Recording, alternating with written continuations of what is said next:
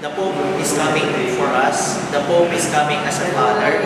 And the Pope is coming as the head of the 1.2 billion Catholics around the globe. The visit of the Holy Father is not only for Catholics, but to assure us that the whole Church is with us, the whole world is with us in our journey towards rehabilitation.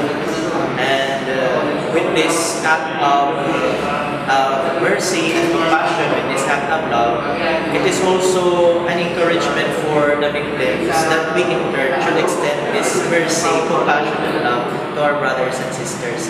Not only as recipients, gaya na after ng bagyo, tumatanggap ng mga relief goods, but also at the same time that we are blessed with many generous people, it will also trigger within us that spirit of generosity and love for brothers and sisters. Not only receiving, but most of all in the giving of oneself.